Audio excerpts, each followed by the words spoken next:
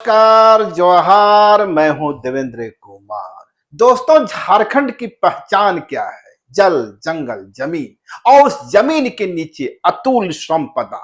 लेकिन क्या उस अतुल संपदा से झारखंड की रत्न गर्भा धरती के नीचे जमा हजारों वर्षों की उस खनिज से झारखंड के हिस्से, झारखंडियों के हिस्से खुशहाली आती है? पूरे महानगर चमकते हैं हमारे कोयले से, हमारे दूसरे खनिज से, लेकिन झारखंड और झारखंडियों की हिस्से अंधियारा क्यों पस रहा है? यह सवाल सदियों से पूछा जा रहा है। आप जो पीछे की तस्वीर देख रहे हैं, बतलाने की जरूरत नहीं, देवेंद्र नाथ महतो की है। और देवेंद्र नाथ महतो बालू माथ पहुंचे थे। दरअसल पिछले दिनों बालू माथ में एक ही परिवार के 3 बच्चों की मौत की खबर आई थी। दरअसल माजरा यह था कि वहां मगध परियोजना की ओर से करीबन 9 वर्षों से माइनिंग किया जा रहा है और उस एरिया में एक ही परिवार के 3 बच्चों की मौत एक जलाशय में डूबने से हुई थी। और इसके बाद देवेंद्र नाथ महतो वहां पहुंचे थे।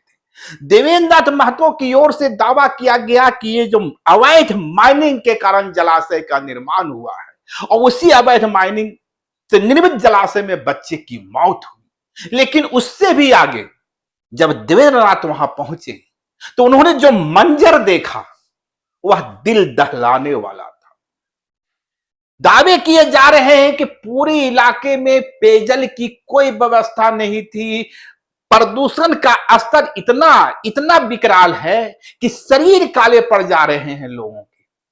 शरीर पे खुजलियां हो रही है, लोग शरीर नोचते दिख रहे हैं। और वे जो 3 बच्चे रांची में रहकर, शहर में रहकर पढ़ाई कर रहे थे, गांव पहुंचे थे, लेकिन साफ पानी की खोज में वे उस जलाशय तक पहुंचे और उन बच्चों की उसी जलाशय में मौत हो गई।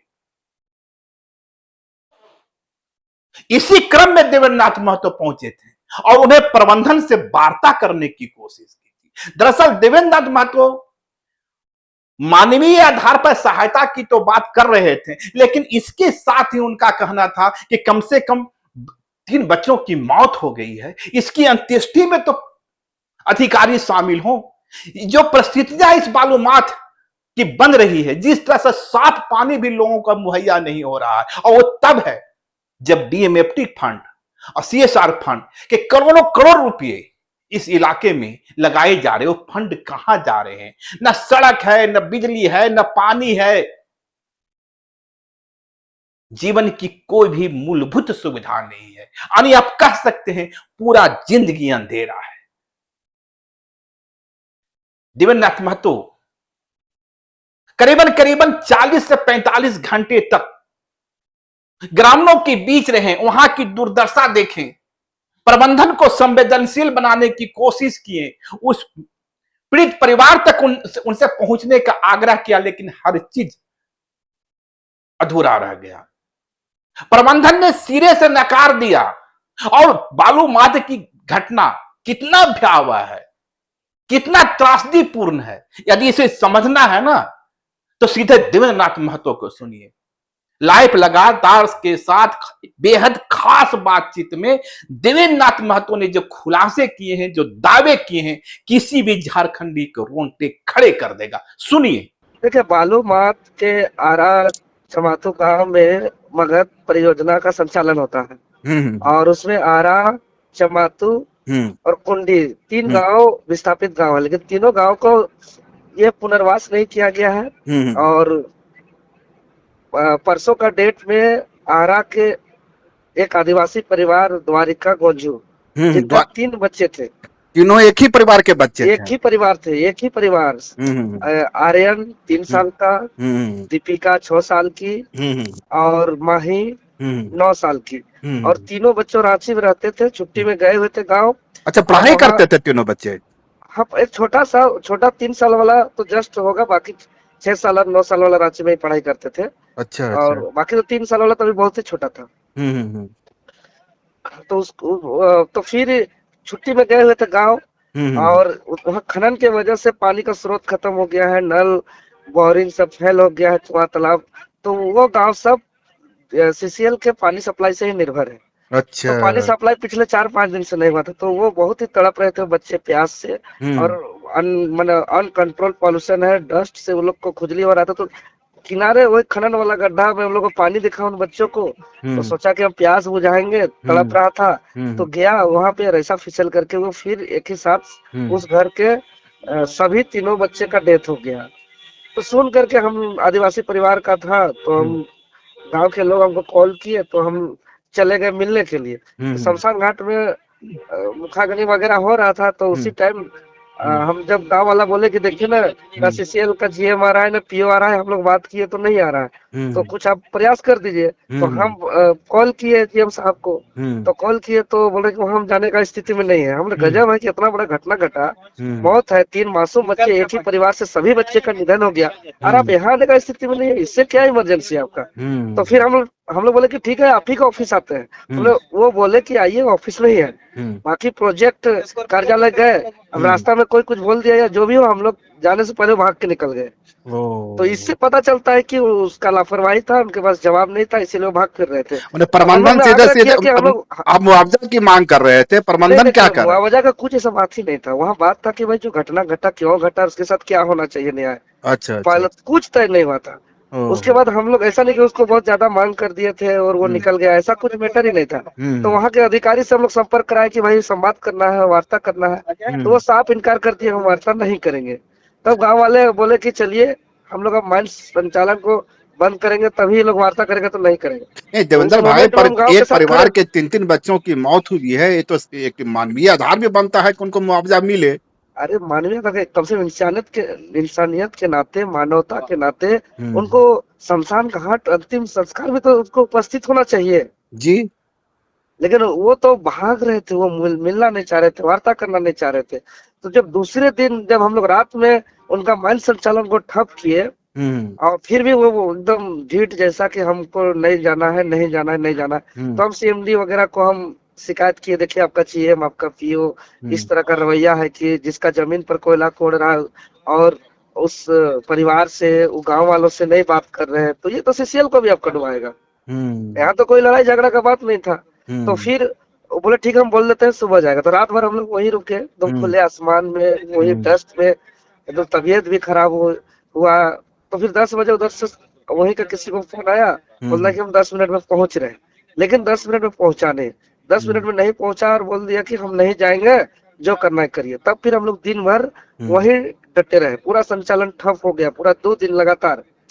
तो अब जैसे ही शाम हो गया, अब वो लोग पूरा माहौल को तैयार किया, एकदम प्रशासन भर दिया, महिला पुरुष, केंद्रीय बल, पुरुष फोर्स, मतलब बहुत सारा, तो पूरा तो एरिया में पूरा कोयला का खदान पे पूरा पुलिस ही पुलिस भर दिया, लाठी डंडा से। तब हम लोग को लगा कि इतना करने का क्या जरूरत है, लाठी डंडा करने का है, आके तो बात ही करना था। कोई तो यहाँ अडिग नहीं है कि आपको इतना देना है कि उतना देना है। हमारा यही मांग था गांव वाले सर्वसम्मति से, क्योंकि उसका पिताजी भी सीसीएल में था, तो उसको डरा दिया उन लोग कि ज्यादा ये सब करोगे तो नौकरी से निकाल देंगे, तो नौकरी से निकाल दिया जाएगा, है ना। हाँ, तो उसका पिताजी डर गया। तो फिर गांव वाला बोला कि ठीक है, इतना घटना घटा है तो पानी की वजह से घटा है, तो पानी का मांग करेंगे। और उसको अगर जाली का चहारदीवारी कर देता तो बच्चे का निधन नहीं होता। तो जहाँ जहाँ गड्ढा है कि जाली का चहारदीवारी कर दे, पानी का उपलब्ध करा दे, और एम्बुलेंस समय पर नहीं आया, एम्बुलेंस का व्यवस्था अगर होगा, शिक्षा का, तो ये आने वाला जो समय है, ऐसा घटना का पुनरावृत्ति नहीं होगा। तो यही सब बात जो जेन्युइन बात है, और 9 सालों से वहाँ खनन हो रहा है, और एकदम घर के बगल में ब्लास्टिंग हो रहा है, बहुत लोग सहमे हुए हैं, इतना डरे हुए हैं, लग रहा है कि यहाँ एकदम अंग्रेज का शोषण चल रहा है। फिर मेरा देख करके तो रूह कांप रहा था वहाँ। फिर हम लोग जब आंदोलन को लीड किए, पूरा पुलिस छावनी में भर दिया, एकदम बंदूक लेकर के, लाठी लेकर के, और पूरा एकदम मैसेज भेजा रहा कि फंसा देंगे, इनकाउंटर कर देंगे, ये कर देंगे, वो कर देंगे। हमने ऐसा तानाशाही हम तो अंग्रेज का काल का इतिहास में भी नहीं पढ़े हैं। आप जब ग्रामीणों की आवाज उठाएं, पीड़ित परिवार की आवाज उठाएं, तो आपको फंसाने की, किसी मामले में फंसाने की धमकी भी दी गई? अरे बहुत ज्यादा धमकी। आप उस दृश्य को देखते ना, लोग उस सामने वो लाइव नहीं चल पाया, सबको लाइट काट दिया गया और चारों तरफ पहले तो माहौल बनाया गया, जितना महिला पुलिस को हम लोग का जो दरी था उसको चारों तरफ से घेर लिया और सबको जितना बाकी पब्लिक था, जो ग्रामीण थे, जो डरे हुए थे, जो डर डर के रह रहे थे लेकिन साथ में थे, उन लोग को बोल दिया कि अगर आप लोग आंदोलन में आए हैं तो दरी के अंदर आइए, नहीं तो पीछे हटिए। और सारे लोगों को भगाया, चारों तरफ से घेराव किया और तब हम सीओ आकर के बोलता है कि ये गैर कानूनी है, ये है, वो वार्ता नहीं कर सकता है। तो हम वही बोले कि फंडामेंटल राइट है भाई पीसफुल प्रोटेस्ट करना। हमारा हाथ में हथियार नहीं है, हम किसी को गाली गलौज नहीं किए, हम कहीं तोड़ फोड़ नहीं किए, किसी को मारपीट नहीं किए, कहीं हम उपद्रव गाली गलौज नहीं कर रहे हैं। हाँ, तो फिर क्यों इतना पुलिस का जरूरत है, क्यों लाठी डंडा का जरूरत है? ये अंग्रेज का से भी बदतर शासन है। तो फिर हम बोले कि कोई ताकत हमको इस प्रोटेस्ट करने से नहीं रोक सकता है, हम निहत्थे हैं, हम लोकतांत्रिक तरीके से हैं, हम बिरसा मुंडा जी का नारा के साथ हैं, हम भगत सिंह जी के नारा के साथ हैं, हम नीलांबर पीताम्बर का वीर भूमि का धरती है उसके नारा के साथ है। उसके बाद गोली चलाना है, गोली चला दीजिए, लाठी बरसाना है, लाठी बरसा दीजिए, हम लोग मौत हो जाए वही ठीक है, लेकिन ये दुख तकलीफ देख करके जिया नहीं जाएगा। इतना ऐसे सम्मेलन करने लगे और उसी में जो है कि इतना दर्दनाक टाइप का उठाया कि आज भले वो कैमरा में कैद नहीं हुआ, लेकिन हम इतना आंदोलन किए हैं, कम से कम 50 पुलिस एकदम ऊपर में ऐसा करके उठा के जो ले गया, मतलब कल्पना नहीं कर सकते हैं। उसके बाद रात में यहाँ वहाँ गली गली हमको चारों तरफ भटकाया गया, रात भर हम तड़प रहे। एक तो पॉल्यूशन का डस्ट मेरा पूरा शरीर में, जब सुबह दूसरे दिन हम थाना में फ्रेश हुए तो वो लॉक्स का व्हाइट साबुन था वो काला हो गया जब शरीर में लगाए। तो हम इतना पॉल्यूशन में कैसे जी रहे हैं, और हम तड़प के यही चिंता कर रहे हैं कि जब अंग्रेज शोषण कर रहा था तब भगत सिंह था, सुभाष चंद्र बोस थे, गांधी जी थे, नीलांबर पीताम्बर बिरसा मुंडा थे, और यहाँ इस तरह का शोषण से अब कौन लड़ेगा? अब कहाँ से भगत सिंह आएगा, कहाँ से बिरसा मुंडा आएगा, कहाँ से सुभाष चंद्र बोस आएंगे? मैंने यही सब सोच के हम पूरा घूट के हम रहे, और बाकी को हम ही को अकेले उन लोग हिरासत में लिया था। लेकिन बाकी जब थाना को खोजने के लिए गए हमारे साथी लोग कि भाई देवेंद्र नाथ महतो कौन थाना में है, बालूमाथ जा रहा है पता नहीं चल रहा है, लातेहार थाना जा रहा है पता नहीं चल रहा है, तो कहाँ है? तो पता करने के लिए जब थाना पूछताछ के लिए जा रहे थे, जो पूछने गया देवेंद्र नाथ महतो को कहाँ है पता लगाने के लिए, उनको पकड़ करके रख लिया। अच्छा। और उन लोग को धरना स्थल से नहीं उठाया था, वो लोग हमको जब खोजने गया था थाना तो वहां पकड़ करके रखा और 4 लोगों को चालान भी करके जेल भी भेज दिया, जो हमको खोजने गया था। उन लोगों को क्या कसूर था? हाँ। तो क्या अब अगली लड़ाई क्या होगी, अगली रणनीति क्या होगी आपकी? अगली लड़ाई तो देखिए आप, चूंकि एक बार जो है कि हाँ ये सिर्फ मालूमात का एरिया हो या रामगढ़ का एरिया हो, धनबाद बोकारो का एरिया हो, हर जगह ऐसा शोषण है, हर जगह यहाँ अत्याचार है। तो एक बार अब उलगुलान की आवश्यकता है, अब उलगुलान करेंगे और हम निकल करके आह्वान किए हैं और चेतावनी दिए हैं महोदय को और प्रोजेक्ट के जीएम और पीओ साहब को। ये मगध परियोजना का मामला था ना?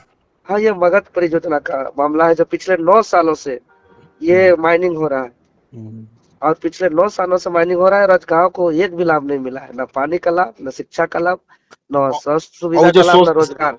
जो सोशल लोग आंध्र प्रदेश से आकर के काम कर रहे हैं। वो जो CSR का मामला होता है, सोशल रेस्पॉन्सिबिलिटी का, उसका फंड वगैरह का इस्तेमाल हुआ? कुछ भी नहीं। आप जा करके ग्राउंड रिपोर्ट देखिए ना, कुछ भी नहीं है। गांव के लोग का ऐसा स्थिति है कि एकदम न CSR का काम दिख रहा है, न DMFT का दिख रहा है, कुछ भी नहीं। पूरा फंड जा कहाँ रहा है? CSR का हो गया, DMFT फंड का हो गया, ये कहा जा रहा है कि ये लीज नाम मात्र का लिया है और लीज के आड़ से अवैध खनन कर रहा है। हमको तो वहाँ जानकारी ऐसा दिया कि मैंने क्या कहे कि आपको देवेंद्र नाथ महतो आप यहाँ से निकल जाइए, नहीं तो बाकी ग्रामीण बोल रहे हैं आपको इनकाउंटर कर दिया जाएगा। आपको मालूम है यहाँ का क्या परिस्थिति है? ये गाड़ी का कोयला का मान के चलिए कि रातों रात मैंने जैसे मेन रोड का लाइन नहीं रहता है कार का, उसी तरीके से यहाँ गाड़ी का लाइन रहता है और ये लंबा लाइन का गाड़ी ये सब अवैध है। ये सीधा माफिया लोग चला रहा है और इन लोग का सारा लोग का संरक्षण है। तो इन लोग के लिए कोई एक जान को लेना कोई बड़ी बात नहीं है। तो हम बोले ठीक है, अगर कोई तो लड़ेगा। अगर यही सोच रहा था तो देश भी आजाद नहीं होती। बिरसा मुंडा बना, भगत सिंह बना कोई, तो अभी कौन बनेगा? सबसे बड़ा बात कि भगत सिंह कौन बनेगा? लाइव लगातार के वीडियो को लाइक करें, सब्सक्राइब करें और बेल आइकन को दबाना न भूलें।